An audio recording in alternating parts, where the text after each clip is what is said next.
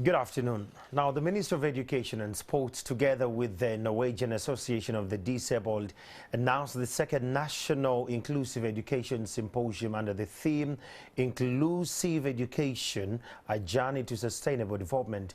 Now, to bring this conversation home, I have Ms. Sarah Bugosi Chiboli, the Commissioner, Special Needs and Inclusive Education Department from the Ministry of Education. We have Dr. Patrick Ojok, a Senior Lecturer of Disability Studies and Inclusive Education Department of Community and Disability Studies at Chambogo University. We have Sarah, Leah, Diana, the Program Officer in terms of education, inclusive education at NUDIPU. And this conversation is powered by the Norwegian Association of Disabled and Ministry of Education and Sports. My name is Andrew Chamagiro, and we welcome you to this great conversation. And while you're there and you want to be a part of this, just give us a tweet on NTV Uganda later. We'll sample your feedback back to my panelists here. Good afternoon, Leah. Good afternoon, Andrew. Happy New Year.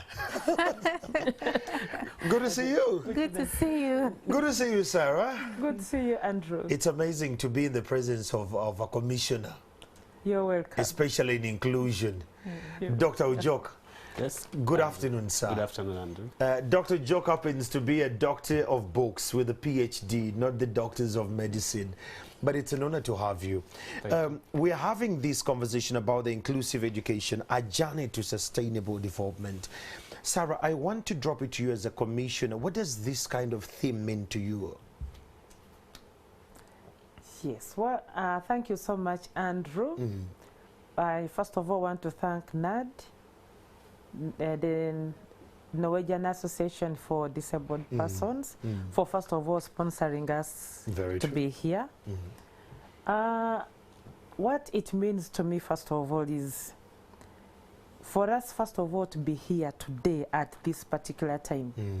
As Ministry of Education and Sports and the entire Uganda, it gives us an opportunity to first of all tell people out there what inclusive education is, what are the achievements, what is the journey we are walking, and what are the challenges, and what are we telling them to do to support inclusive education. So this is the entire journey we want to see today. And that's where I want to start off from, because I'm benching on you because you're government here. What does inclusive education mean? Because I don't want us to drop words and we assume that our people on the other side actually understand it. But from where you sit as a commissioner, every word means uniquely a meaning to the end viewer there. Okay, thank you so much, Andrew. In simple terms, to a lay person, inclusive education means it is a form of education that allows every learner, despite the different challenges they face or the different abilities they have, to suit in that educational system. For instance, let me just give a simple example. For instance, if we have a child who is deaf and dumb, this child requires a sign language interpreter when in school. A blind child requires to use maybe Braille or use large print. So when this child is enrolled in a school, are these facilities we are talking about available there? We are looking at a system that does not wait for a child to enter school and then you improve. The system must first of all improve itself and only open its doors to the learners to enter. That is the form of inclusive education we are talking about. It also goes to the teachers. Do the teachers have the right skills to use to teach these learners with special needs? And when we're talking about inclusive education, it does not only focus on learners with disabilities, but it also looks at learners like the refugees, like those who have dropped out of school and are returning back, where we are using the accelerated education program. So it's really a wide thing that we are talking about. I love the fact that it covers refugees as well, even those who dropped out and they're coming back to study. That means a lot. If I may drop it to you, Dr. Ojok, when you listen to the issue of inclusive education from the policy perspective, are we achieving as a country? Are we on the right trajectory? Thank you, Andrew. That's a $1 million question. But I'm sure you're going to navigate Yes, it. before I touch on the policy aspect, I would like to mention two important points. Please. When we talk about inclusive education, we are talking of issues of citizenship. And citizenship is about human rights. So matters of, when we provide education to persons who are disadvantaged on different grounds, we are not doing them a favor. It's not a privilege or a matter of goodwill. The other issue that I want to highlight, which is so crucial on this matter, is that persons with disabilities globally are less likely to ever attend school. They are more likely to drop out of school, and they are less likely to attain the basic competencies of learning.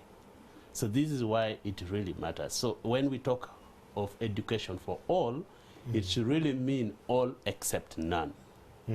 So coming now to the issue of policy in Uganda, I would like to do a brief historical recap.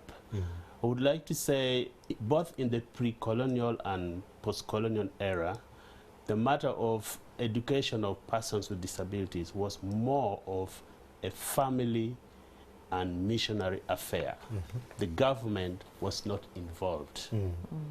And it was until around 1955 when Sir Andrew Cohen, because of It had to be a because he had a relative who was blind and in Uganda. That is why he said it was for relatives. Again, it goes all. Yes. So they introduced the first special school in Uganda, that is St. Francis School of the Blind in Madera in Soroti district. And that introduced in Uganda what is called segregated education as arrangement, meaning setting up special schools for a designated category of persons with disabilities. And then even that time, the colonial government was still not involved directly in educating persons with disabilities. Around 1970, we had a desk, a small desk created in the Ministry of Education, but it was not comprehensive like what we have now. And the first person to occupy that desk is my former teacher, Madame Mary Stella Atim, now retired. And the first, from a policy angle, the first attempt at government taking responsibility of the education of persons with disabilities was in 1992, when it passed the cabinet, the white paper on education. The cabinet adopted the recommendation of the education, the Kajubi Commission report, whereby it is said the government should take responsibility for special schools and annexes, which were then in the hands of private associations and missionary organizations. But even then, it was more on paper than in practice. We would say that the introduction of UPE in 1997 was an important milestone, where government indirectly and maybe inadvertently introduced inclusive education. At the time, only 4 children were allowed per household to enroll in UPE, but government made 2 important exceptions. If a household had more than 4 children, the 2 priorities were, first, the girl child, and then the child with disability. So this saw an influx of children with disabilities for the first time going to school everywhere without preparation. And that, of course, brought in a lot of practical and pedagogical implications on how do we deal with the child with disability now in the class. Fast forward, in 2020, we passed the Persons with Disabilities Act, of which is law now. And this act contains some progressive, inclusive education provisions, which I'm not sure the public is aware of, but I would like to highlight briefly. The act prohibits discrimination in education on the basis of disability.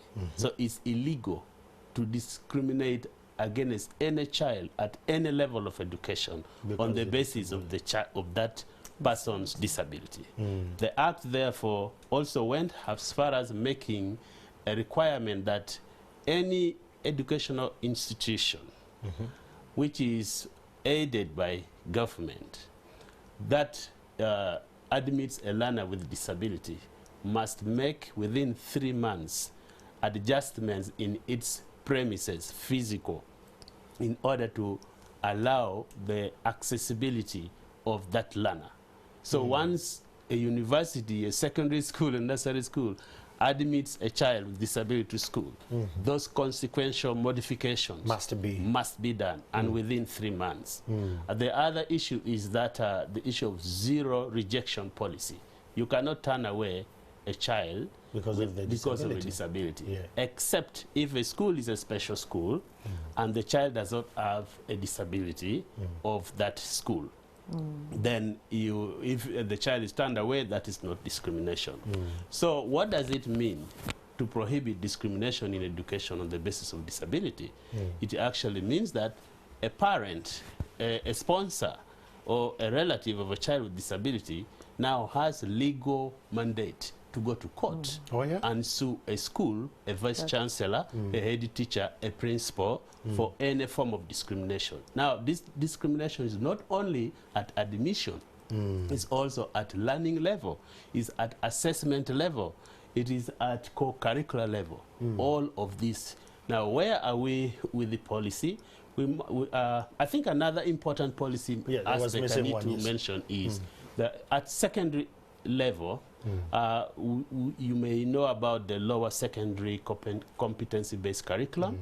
Now we have adopted sign language as one of the elective subjects at lower secondary level, effective 2020, when that curriculum was launched.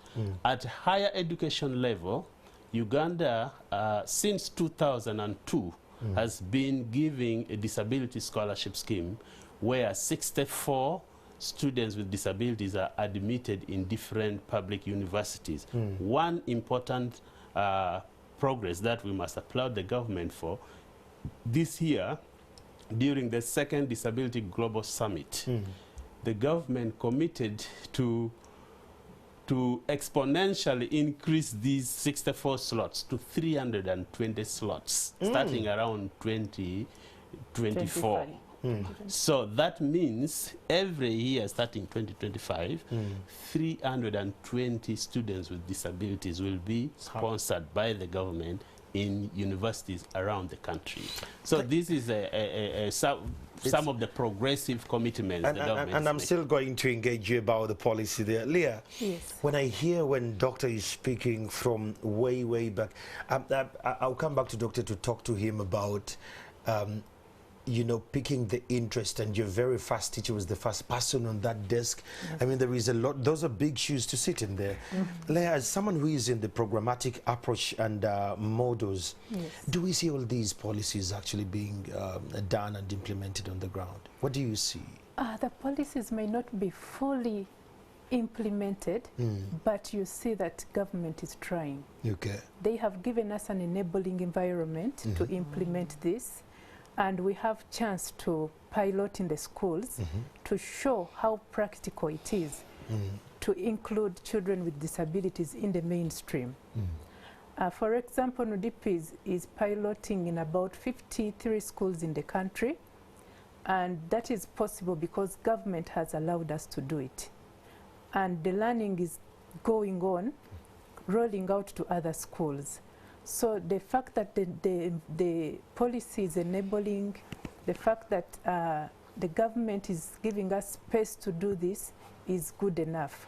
And we shall not lament all the time, but take on the spaces that are given to us to see that we thrive and our children are fully included in the education when sector. You go to these schools, there are 53, you say? Yes. When you're in these regions where you're implementing or piloting these, What is the feedback like from the students with disability, even the community? I really want to hear the feedback, because I'm a typical Muntu.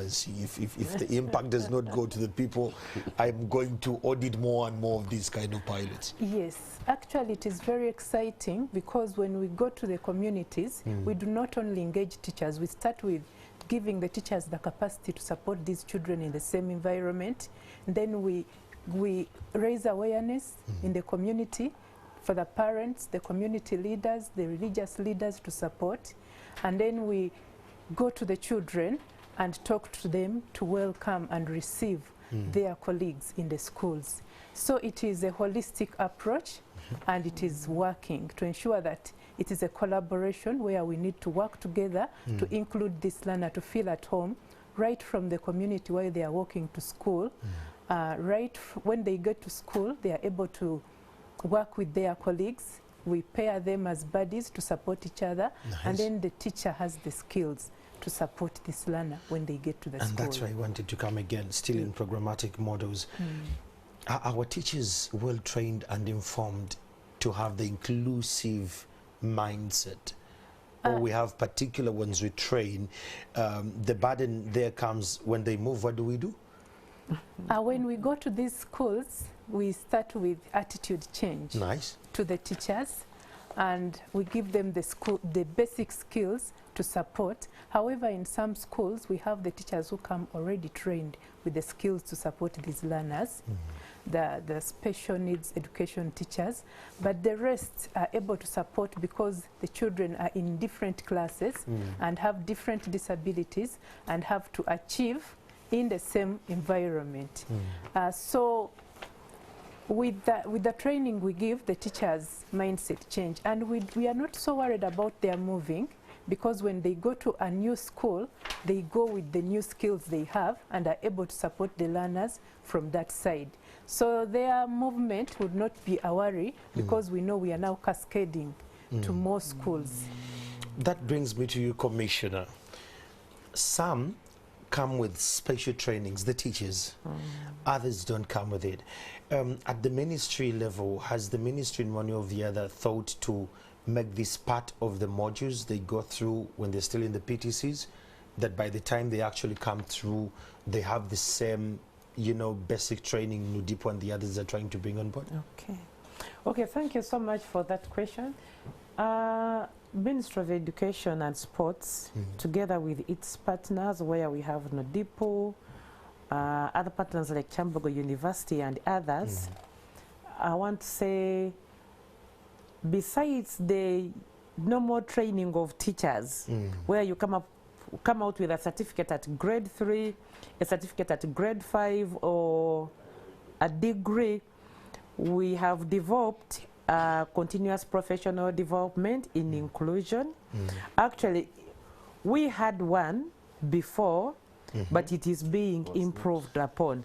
And like what Dr. Ojok talked about, that Uganda made commitments internationally to increase the enrollment of students from 63 to 320, to have the National Inclusive Education Policy in place. I think we also talk about it later. And among the 5 commitments that we made as Ministry of Education and Sports, one of them was that to have a continuous professional development whereby all our partners use the same package for training, and there are quite a number of modules, about 10 modules. And in this continuous professional development package, we have where we are supporting teachers in relation to specialized pedagogical skills like learning of the sign language, learning of the braille skills, functional assessment, and many others, because there are 10 modules. And this one is going to be rolled out to teachers in service and teachers out of service, the pre-service teachers, those on job and those still training. And this one, I would also want to thank really Kyambogo University, because they're also leading us in the development and improvement of this CPD. We also have teacher education of Ministry of Education, that is teacher education training and development, ETD. They're the ones who are also leading. It's not being led by, we also have teacher education leading us, and then site savers, and all these other partners are behind it. So we are all working to ensure that we have as many teachers, very many teachers have knowledge on inclusive education. And more so as we go out to approve the policy and implement it. We won't have many teachers. Then also besides that, you know, Sarah said something about where they are working, the Together for Inclusion project. Yes. I love the issue of you'd call it teaming up? Is it bundling them? We buddy them. Yes, the buddy model, yes. That one, the story is out there in the schools because we have gone with them for the monitoring, for the training. We have had testimonies from teachers, and they are going to come during the symposium. We have had testimonies from teachers. A head teacher says, before I came to this school as a head teacher, this is what my character was. This is how I was looking at learners with disabilities. And even when I was transferred here, I didn't like the school because they were learners with disabilities. But after 3 to 4 months through this mentorship, through this training, these people change and they become the best teachers ever. Wow. Wow. That's amazing. The conversation is entirely about the second symposium that is actually coming. It's entirely about the inclusive education of children with disabilities. Now we're talking a little bit of the training of the teachers, and then we come to the end users. Those are the children, the very last mile of these conversations. Doctor, in terms of policy, the approach you've shared with us, what are some of the hurdles you've faced? You hinted about a few progressive strides. We can't sweep them under the carpet. That's remarkable. But while we're progressing, we find some hurdles along the way as a country. Yeah, thank you, Andrew. One of the biggest documented hurdles or barriers to inclusive education is the issue of accessibility of school infrastructure. This was noted in the UN concluding comments on the rights of persons with disabilities. I have done myself a study on 25 schools around Kampala and Wakiso and audited their physical accessibility level, and to my dismay, none of the school meets the accessibility standards. And they are close to the power here. And this is in spite of the fact that we have the Building Control Act of 2013 that requires all building facilities where the public is allowed access to be accessible. And the other interesting issue is that even where there are accessibility interventions to modify the schools to put in the ramps, these modifications do not meet the accessibility standards. So the education actors who are engaged in accessibility interventions are doing so outside of the existing interventions. The school facility grant buildings that are being done throughout the country do not comply with these requirements. So you find the facilities are in schools, but some children with the physical accessibility barriers are not able to access and utilize. So this is one serious issue that really needs to be focused on. The other issue, of course, is the question of financing. The commitment of the government to financing inclusive education is significantly low. Although the government is remitting funds to schools, the funds are very low compared to the cost of educating a child with disability. One thing I should highlight is that children with disabilities and families and their families incur extra costs in educating a child with disability. There are disability-related costs, such as the cost of a wheelchair, the cost of an assistive device, the cost of a personal assistant of a child, that are not met by other families. So you find that families of children with disabilities incur extra costs in order to provide the same standard of life or an education to their children. Of course, Then the other issue is that of teacher capacity. You know, for inclusive education to succeed, the foot soldier, the teacher, should be pedagogically and technically equipped and prepared. But what we have on ground is a very thin number of teachers who are specialized or trained in this area. And one notable gap is at the secondary education level, where our current training arrangement does not cover them. So what happens to the students who transition to secondary? They find teachers who are not prepared in any way to address their needs. So these are really, in terms of high-level barriers, some of the issues that we are grappling with as a country. And they trickle back down. Thank you so much, Doctor.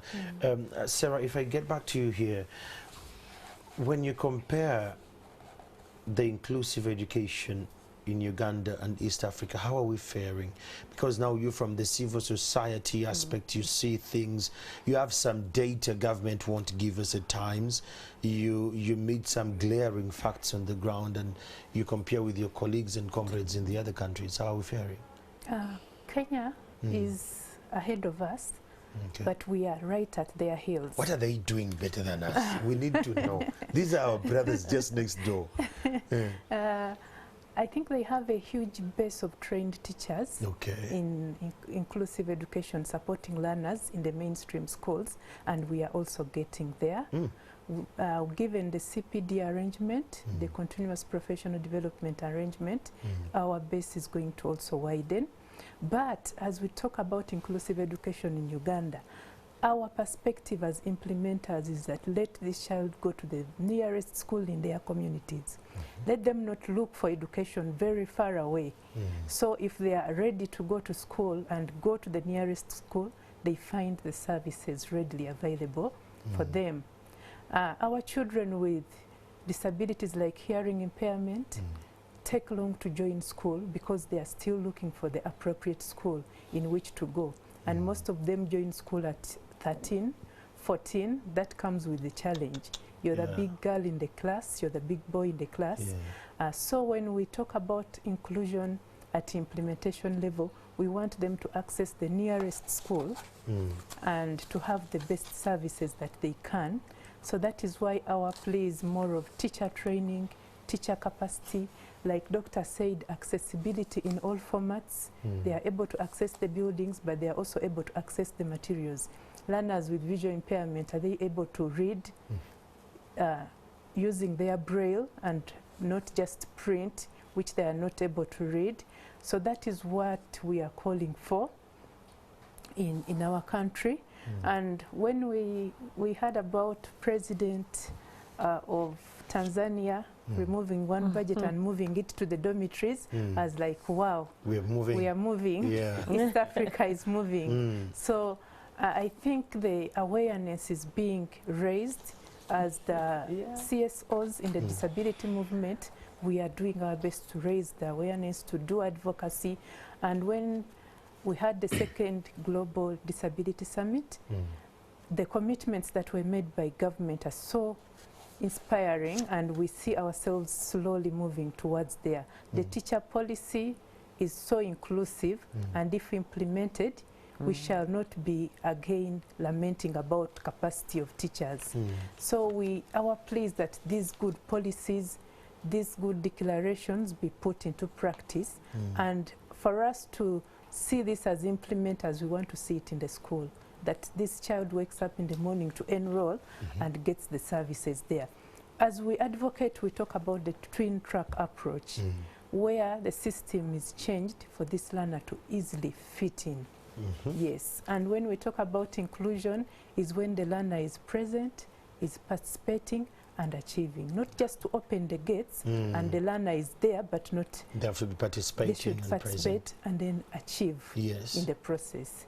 Wow. That is the simplest way. I love it how it goes. Commissioner Sarah, I'm going to come back to you. They have hinted about something about accessibility and financing. In this financial year, I had the government committing that its development partners were actually suggesting that we go from funding to financing, where government meets halfway and the development partners equally come halfway. Is this the same when it gets to the inclusion education approaches the ministry is doing? Then two, when we talk about other countries, now the government data, you had what Tanzania did, you had what Kenya is doing. When are we getting there? I want to be excited. You know, when I see the commissioner smiling, it seems there is a big secret just about to come to the public. Waiting for a big announcement. Well, yes. I love what you've said. But I want to say these two colleagues of mine have tried to say what really we are doing as government here. We may not be at the level of Kenya and Tanzania, but like Sarah said, we're also on track. However, I want to say this, that especially at the Ministry of Education and Sports, what we have always agitated for is not to be given funds, because like you're saying, they're saying government halfway, and then financing to funding. Exactly. At the Ministry of Education, what we have always said is this: we do not want to see these resources coming to the Department of Special Needs and Inclusive Education, but we want to see where a school is built. What is it that has been put there to cater for learners with special needs? That is what we want to see. If you're recruiting teachers, for instance, you're recruiting 1,000 teachers for the entire country, can we say 10% of those teachers specially targeted for learners with special needs? Because we're all saying out there in the schools, we do not have teachers. But the teachers are available. There are those who are well trained, they have the skills that we need, but haven't been recruited by government. So this is what we are really agitating for, that in everything we do, if we are to be inclusive, can we put that portion for learners with disabilities? Can we put that portion to cater for everything about inclusion? But I know as we keep talking about it, we are going to achieve, because I can't say we have achieved it. We are still speaking for it and speaking and speaking and speaking, because we do not want a budget of our own. But in that very budget, what can we do for special needs and inclusive education? This is what the whole country must talk about. True. We do not want separate money. No, let that money that is there. Because we all agree that 10% of the population is people with disabilities. So what is their 10%? I hear you. But that is the kind of conversation so we are bringing on the table. While we are budgeting as a country, we should be inclusive in the budget framework. In everything we do, whether in health, whether in community, wherever we are, let us have that 10% provided for. In the budget. But not getting this money, taking it to Ministry of Gender, and only because they have a disability desk to the disability desk. No. Can I supplement? Please. Please, go ahead. Yeah. And programming is burning as well. I totally agree with the two that most of the East African countries are ahead of us.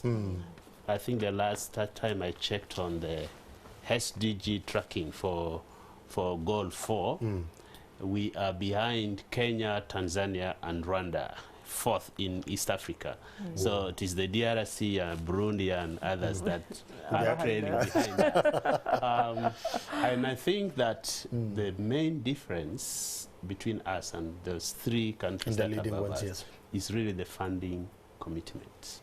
Otherwise, in terms of policy provisions, we could be ahead. But I think the difference is in the financial commitment. Kenya and Tanzania have a designated arrangement of funding disability issues, including education. In Uganda, one of the funding gaps that I have seen is that we have what is called the subvention grant, whereby schools that have enrolled children with disabilities are registered, and a certain amount is sent per child to the schools. But the commissioner will agree with me that this does not cover all the schools in the country, where there are children with disabilities. Actually, it is about maybe 200 schools countrywide. Less than so the rest of the schools, many schools where there are children with disabilities, they're not getting this subvention grant. So the first thing that I would recommend the commissioner to start with is to make a nationwide call for all schools where there's a child with disability to submit that list to the ministry, and then we see the money we need to send to these schools and who can provide this money, both the government and the private sector. So otherwise, what is the point in funding only a few schools where there are children with disabilities and then leaving the greater majority? So that is a big contradiction in our funding arrangement for maybe if I can education. just add on what Dr. Jock has said. Doctor, I want to agree with you on what you've said, that yes, as ministry we are funding, I think, about 110 schools out of the many schools. And when we look at the data that has been provided, I would say 3/4 of the schools at least have a child with a disability who desires this subvention grant. But I think what we are going to do is that, like I said earlier on, let us look at a situation of where, for whatever we are providing, can we put there that small money, that small money to cater for that child who is in there. So this comes entirely from the government financing frameworks. Down to the last mile. Exactly. Programming. You were burning to respond to this. Leah was like, oh, I just can't wait. Carry on there. I can't wait, but the main thing here is to mainstream disability inclusion. Nice. Mainstream it in all our programs, the government programs. Let it be mainstreamed, and we don't have to struggle to be calling and pulling for resources.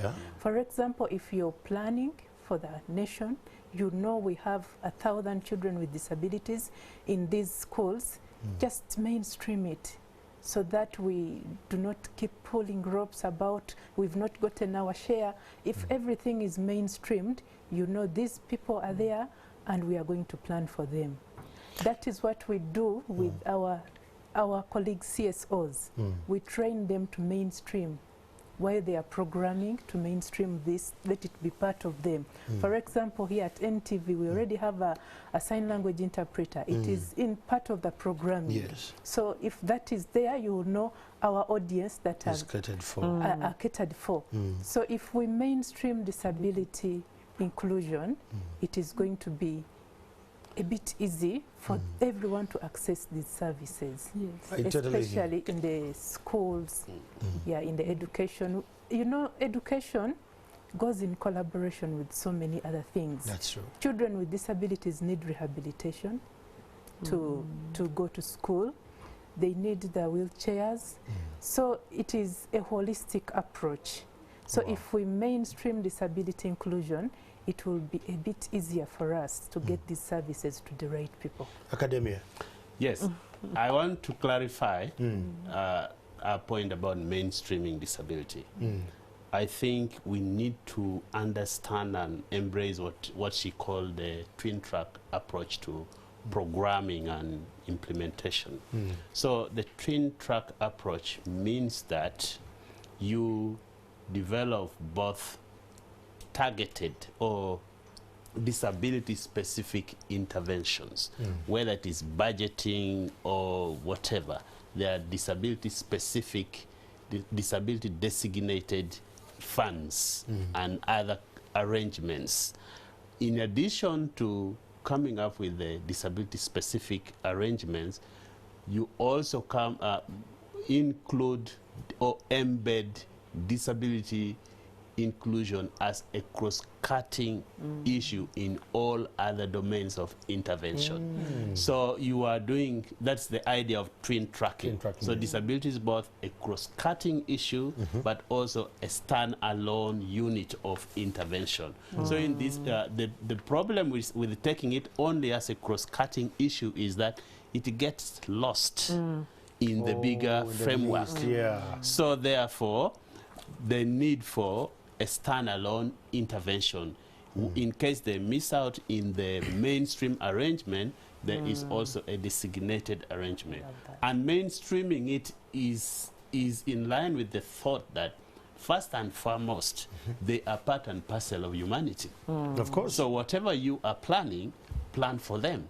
But because they have additional peculiar needs that cannot be adequately addressed only in the mainstream, then there is need for what the standalone intervention. So if we put both money for disability in the main resource, the resource envelope, the main one, then we also need to carve something specific to address the disability related costs that I mentioned before.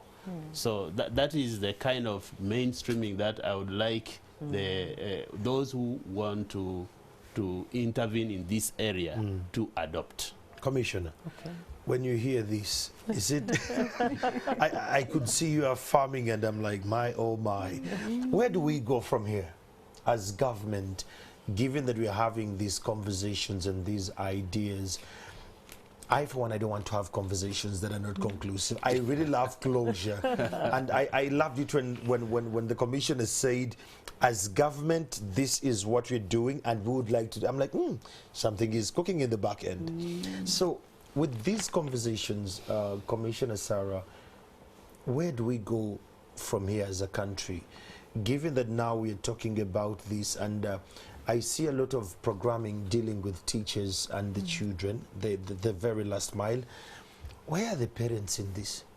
Yeah. Have we designed something from the government level? The same way gender has the parenting module. I actually I went and I got a book myself to understand what the country expects of me as a parent.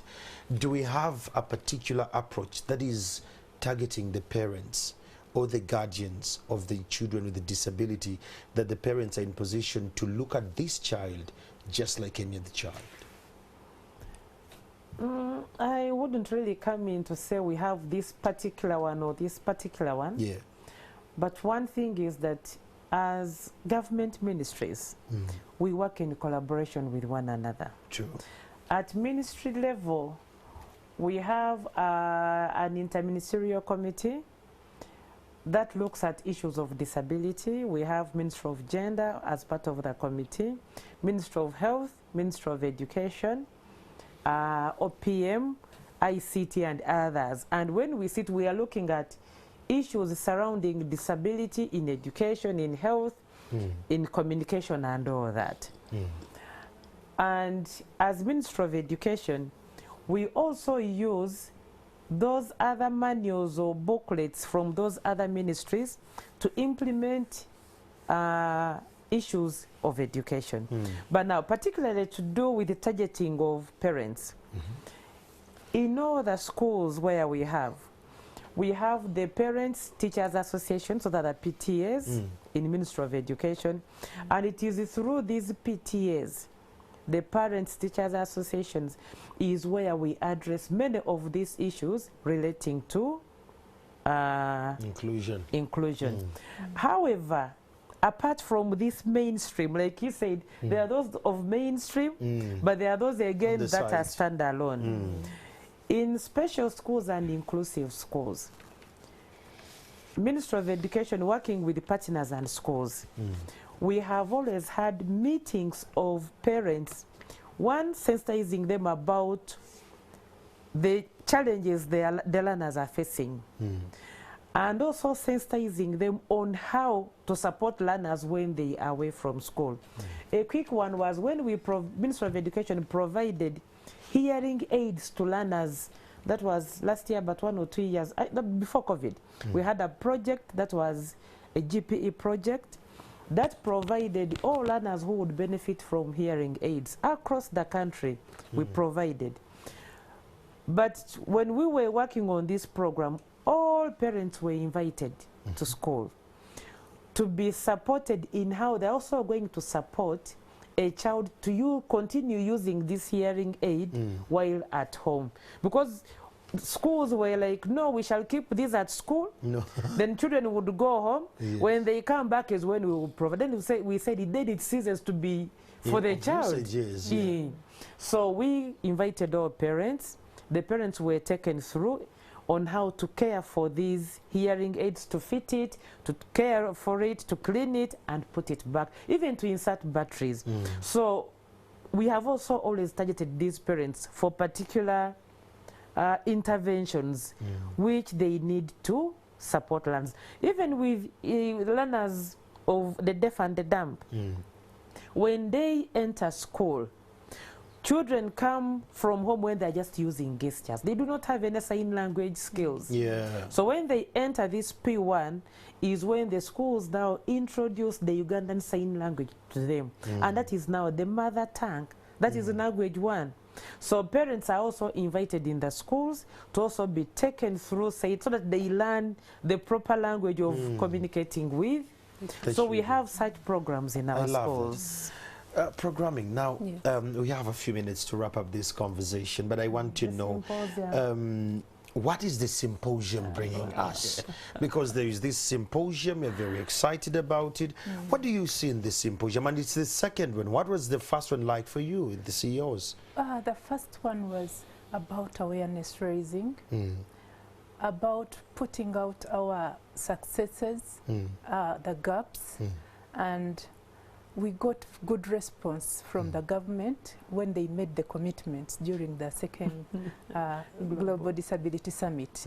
So you put government on task in the first one, I'm sure. Yes, and the commitments they made were really good for us. Nice. So this second one is also as exciting as well, because as civil society, we are going to raise awareness. We are going to showcase what we have done in the schools to include learners. And then we are going to be sharing academia papers. The academic part of it is there to show us the research, how to bridge the gaps, how government can do it best in the country. So it is a very exciting event that will happen. The beneficiaries, the children, the parents will come to testify how they've benefited from being in mainstream schools, children with disabilities mixing up with others, because there is no society where they will go on their own and stay in a separate area, but have to live within the mainstream.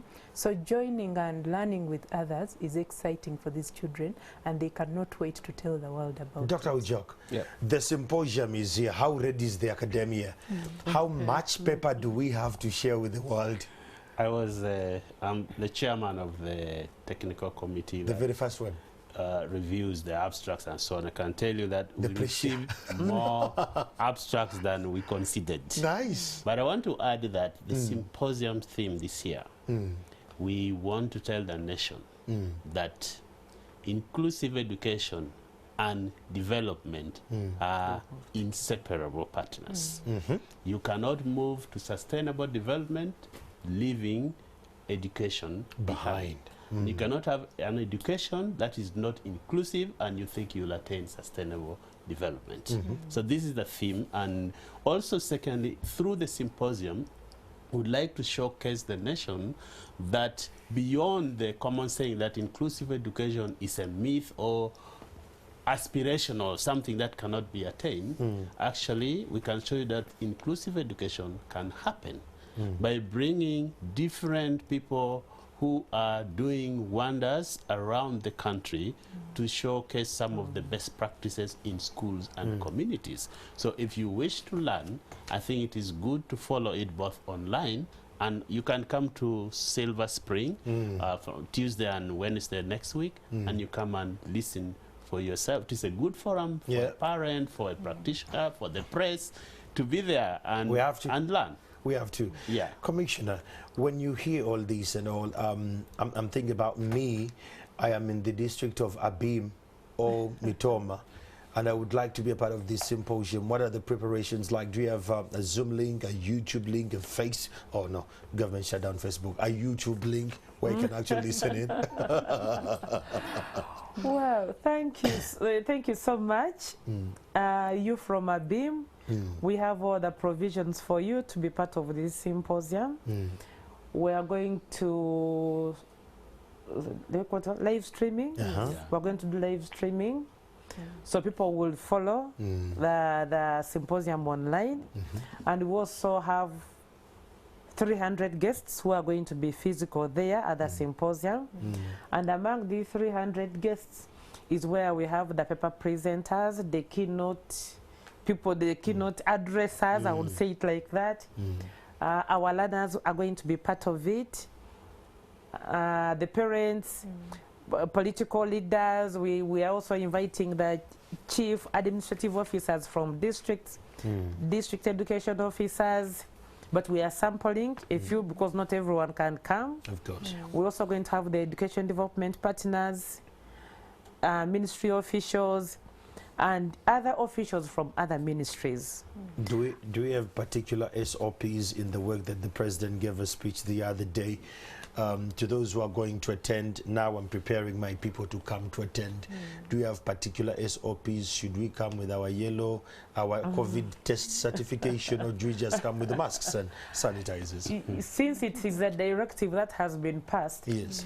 we are calling upon the public, because we know all of us have been vaccinated. Of course, yes. Yeah, let us not forget our cards there. But also we are going to have the masks on.